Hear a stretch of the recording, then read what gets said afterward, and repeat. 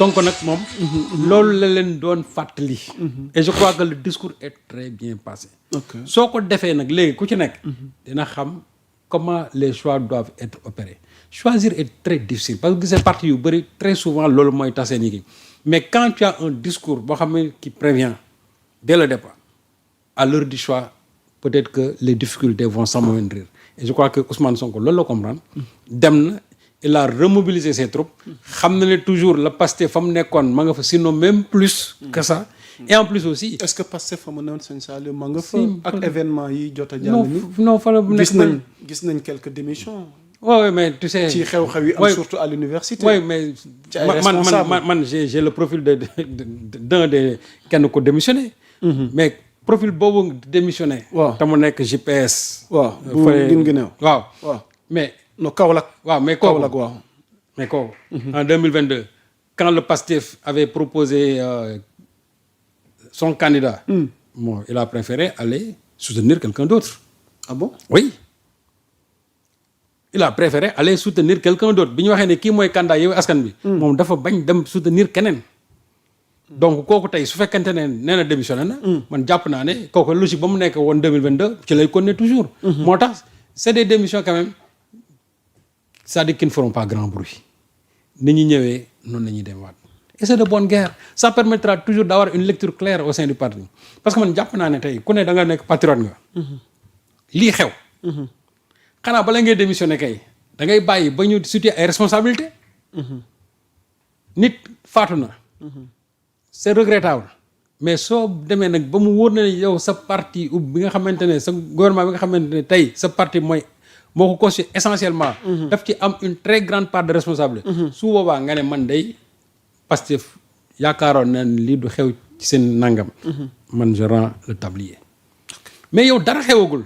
on n'a même pas situé les responsabilités et puis man su fekkee da nga nekk ci parti muy neex muy naqari da nga war a nekk ci parti bi. c'est ça un parti aussi. parce que nit ñi il faut ñu am culture parti lii fi xew neexul kenn mais nag boo nekk ci biir parti aussi affaire bi metti yaa nga ci buy neex yaa ngi ci.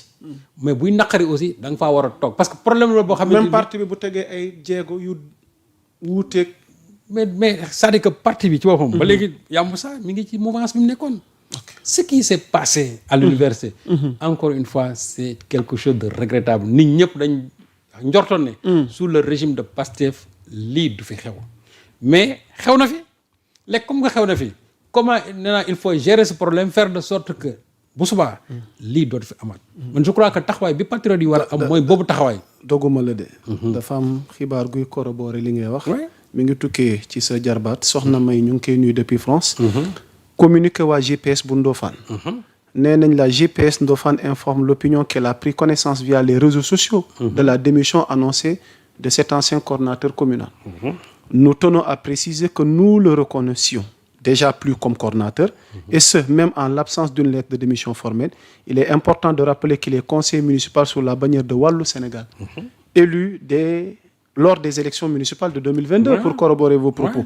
La GPS Ndofane invite la coordination communale ainsi que la GPS départementale à prendre toutes leurs responsabilités afin d'assurer la continuité du travail organisationnel et militant au sein du mouvement. Donc ci tënk li nga wax maanaam moom lay confirmer communiqué waa GPS Ndofane bi soxna May ñu ngi lay nuyu donc kooku tey peut-être que bon la porte est ouverte pour aller vers la coalition kon moom jëloon na yoonu boppam. Oui bien sûr donc nag peut-être si c'est un stratagème pour aller vers une autre coalition.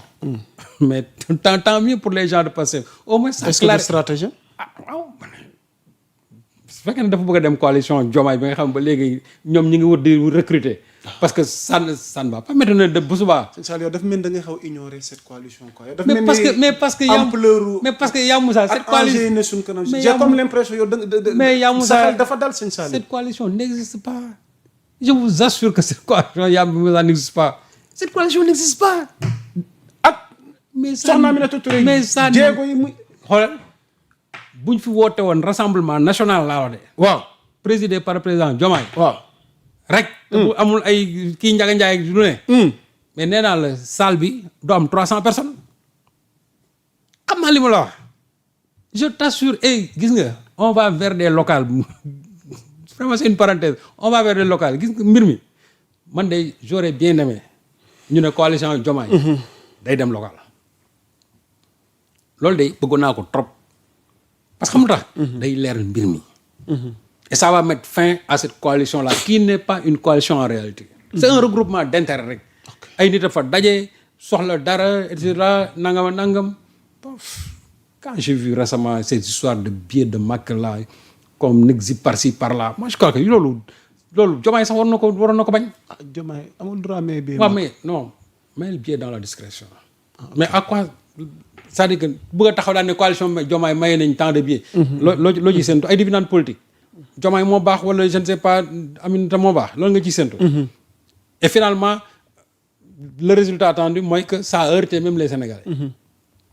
bu fekkee da ngay maye billet Makka may ko sutura. après sax bon nit ñi dinañ pourtant day Diomaye may na ay billets nangam nit ñi mën nañ ko wax mais nit ñi xam ne dans la discrétion la ko maye. mais fësal ñu naan may nañ ay 10 billets may ay nangam. et je crois que loolu aussi c'est des choses yoo xamante ni le président Diomaye moom ci boppam war na koy bañ. parce que ceux qui le font dañ koy desservir ils ne le servent pas. waaw moo tax boo déggee may wax cette coalition là man jàpp naa ne coalition yàlla xam na ne cette coalition n'existe pas. dama ci xam dara parce que j'ai rencontré des gens yoo xamante ni ñu ngi leen di woo fii par-ci par-là am na ku ma interpellé Serigne Saliou on m'a appelé dans cette coalition nangam ma ne ko c'est à toi de voir man de finalement du ma dem ma ne ko ça m'aurait étonné que nga dem ci loolu parce que avenir politique amu fa. ok y a pas d'avenir politique là-bas. donc sooy nekk da ngay nekk foo xam ne nga fa am avenir politique. voilà donc moi je crois que aujourd'hui ce gosse-là qui a démissionné du PASTEF peut-être il va poser ses baluchons dans la coalition Diomaye. mais ce qui est sûr et certain mooy le PASTEF n'en souffrira pas. loolu moom c'est clair. mais aussi patriote yi. ak événement yi xew ni ci actualité bi le PASTEF n'en souffrira pas. mbiri borom ñaari xam nga tur yi ñu bëri tey. ils veulent profiter de li nga xam ne moo xew temps yi. affaire étudiants yi. affaire borom tur yi. ñu ci bëri ñu ngi bëgg profiter pour fragiliser Ousmane Sonko. mais je leur dis que loolu c'est peine perdue. ok c'est peine perdue. Sonko il faut se lever de bonne heure pour mën ko affronter sur ces terrains là. parce que responsabilité bu ñu ko bëgg a teg ci kawam. amu ci responsabilité. Sonko amul responsabilité. ci lan amu ci benn responsabilité. ci li xew ci réew mi amu ci benn responsabilité. ci gouvernement bi. dara ci réew mi. amu ci benn responsabilité. il est premier ministre. il est premier ministre mais il a un ministre de l'enseignement supérieur.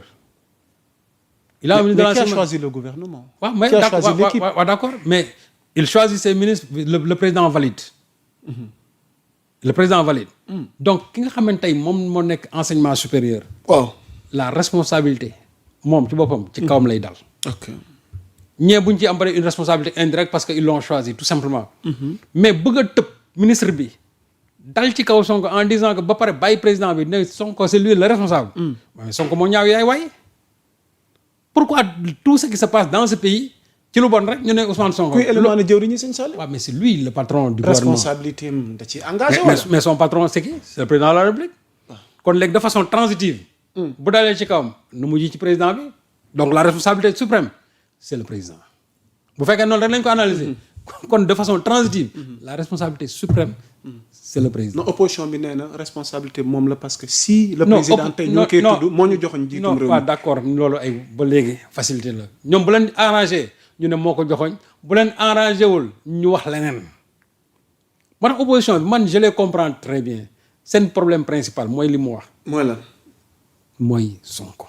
au lieu de songer aujourd'hui à une stratégie pour mën a xool nan la ñuy déboulonner Pastef nan la ñuy daanalee Pastef ci élection locale yi di ñëw mais déedéet il s'acharne toujours sur la personne or nee naa leen mais Sonko moom fa mu nekk tey la fa gën a dëgër c'est comme Sonko dans l'opposition Macky Sall moo ko mënul daaneel Sonko tey nekk au pouvoir vous pensez que ce sont les cris d'orfraie des gens de l'opposition moom moo koy ébranler. Non quand même il faut que les gens soient sérieux ñoom tamit man j'ai l'impression que ñun suñu opposants yi amuñu lecture politique.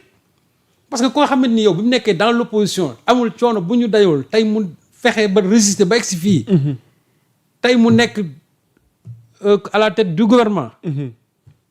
jiite limaan jawriñ yi. yéen ngeen bëgg a kon ne da ngeen acharné wu toujours ci moom. pensant que loolu mën na ko ébranler. oui ils sont en train de perdre du temps man vraiment. suñu opposition bi dama leen yërëm parce que xam nga tax amuñu programme politique amuñu vision amuñu stratégie. kon opposition bi mboolem ñi fi nekk Serigne Saliou Gueye kenn doyu la ci. personne. amul kenn ku la ci doy. gisuma ci face. ma ne tey xool. waaw gisuma ci kenn koo xam ne ni teg na benn jéego boo xamante ni. man jàpp naa ne loolu war na mën a jaaxal politiquement Sonko. kon xel mën na dal ci li ne ci kanamu Sonko. ci échéance yi ñu jëm. jëlal tey ki ci gën a ancien Khalifa Sall. waaw léegi loo wax ci moom. Khalifa Sall. fan yii mi ngi kii waat groupe mi de. mi ngi mais Khalifa Sall déjà moom parti am tas moom mouvement am tas na il n'a même pas de parti moom mouvement la yoroon xar na Barthélémy Dias jël na ko Khalifa Sall aujourd'hui presque il est sous le poids de l'âge donc kooku à brève échéance mënatul bokk dara ci réew waaw Barthélémy Dias muy jógee ci moom kooku moom on l'entend même plus depuis qu'il a perdu la mairie de Dakar il est devenu complètement aphone même si de temps en temps di nga dégg ñu ne yëngatu na fii par ci par là bon Thierno Alassane Sall moom benn marotte la am Azer. Azer de. waaw mais Azer mais xam nga man. xam nga li ma jaaxal ci Azer bi. waaw kan nga seexal. waaw chaque jour mu ne la kaay ñu toog. liy leeral mbir mi kay mooy moom lu ko ciy génne. ka nga koy tuumaal chaque jour. mais nee na la waa d'accord li nga wax yëpp ok waaw mais kaay ñu toog jàkkaarloo waaye doo toog yow nga wan Sénégal yëpp naan ni kii booy bii ni mu yore Azer baaxut. bu fekkee li nga wax dëgg la. neel Jean-Michel yow mii wan Sénégal yi ne leen Jean-Michel mii à travers des arguments pointus. que Jean-Michel mii il gère mal l'Azer. ok waaw mais Jean-Michel chaque jour mu ne la waaw Thierno baax na li nga wax dëgg la waaw mais kañ ñu toog jàkkaarloo parce que xam nga ni dialogue boobu. confrontation boobu. mais ci la lépp war a leere mais Thierno day daw booy bi donc kooku moom. est-ce que doo dox loolu sëñ Saliou. man la nga retrouver waat plateau. non nga gérer ñu loolu. ma ne la Thierno. boo ko doon fay milliard du jàkkaarloo. boo ko woon na ko. milliard boo ko doon jox tey du jàkkaarloo ak Jean-Michel laa la wax. xam na lu tax Thierno mi ngi yore ay argument. mais Thierno il est passé à l'énergie dafa am lu mu fa bàyyi. nga ne. à l'énergie. mais am na lu mu fa bàyyi xam nga far moom taxawoon na fi di wax benn dossier. mais loola mi ngi fi mu ne man jël naa. waaw jël na ci ban cadre la doon jëlee. jël na xam faram la ko wax mais ci ban cadre la ko doon waxee. donc xam nga bi nekkee ministre de l'énergie. waaw donc moom xam nga ne jaar na fa am na lu mu fa xam am na lu mu fa bàyyi. donc tey moom il est vraiment outillé pour mën a am ay argument jàkkaarloo ak booy bi. mais booy bi wane ko ba tàyyi mënu ci dara. moom soo waxee mu ne Sonko te xam na ne moom wax dëgg yàlla Sonko moom mënul eggee ci moom. parce que le problème war na mën a def débat ak Sonko. non bu ñu ne bu ñu moom it ne Jean-Michel du naataango. non d'accord bu fekkente ne. Sonko mooy su fekkee ne dans un cadre politique. waaw ñu ñëw sur le terrain politique ñu ne dañuy présenter ay programme programme contre programme. mën na toog jàkkaarloo Sonko mais dossier Azer bi moom. dossier Azer bi. moom booy bi rek Jean rek. bu ko ñëwee Jean la bu ko ragalee aussi Jean la donc Thierno moom xam nga waxaale wuñ ko. keneen kan moo fi nekk keneen. Bougane Gueye Dany on l'entend même plus. Bougane on l'entend plus. à part peut-être des communiqués yoo xam ne des fois bon bu ñu xëyee presse bi kii Bougane fait ceci là bon loolu aussi pour man c'est pas quelque chose de fin. ki ñu waxoon naturellement moo war a nekk le chef de l'opposition. statistiquement. Amadou Ba. waaw anamu. mais est-ce que yaa ngi koy dégg muy wax. am na lu mu annoncé de. waaw waa FDR. waaw mais lu mu annoncé Oumar Sarr. jël seen matuwaay ci échéance yi ñu jëm xam man dama yërëm Amadou Ba yërëm Oumar Sarr. sëñ Saliou yërëm jàmm non dama leen yërëm xam ndax. waaw mais Amadou Ba quelqu'un boo xam yow assemblée nationale boo ñëwee sax kenn du dégg. Amadou Ba aurait pu faire de l'assemblée nationale c'est-à-dire que moom benn levier pour mën a rebondir. ay caisse de résonance. moom xam na mais débat bi ñuy wax rek sur le budget. dégg nga benn yoon benn intervention bu mu def pour war a mën a sax coince ñoom Cheikh Diba ci affaire yooyu il a travaillé avec ces gens xam na budget da nga ko dégg ci benn question budgétaire. loolu de Tafsir de xanaa lañ ci dégg. waaw moom laa la parce que Tafsir moom c'est un expert en la matière. mais Amadou Ba qui a été premier ministre des finances et du budget. kooku tey bu ñu taxoon assemblée nationale la Sonko daan def ba leen di acculer tey waroon na mën a tey acculer les gens là jusque dans le dernier retranchement. est-ce que amul lu mu daas fanaana. lu muy daas fanaana loolu daas fanaana assemblée lay feeñee. Sonko quand il s'est révélé ba nit ñi xam ko dëggantaan assemblée la doon taxaw nit ñi di xool ay idéem dëggantaan.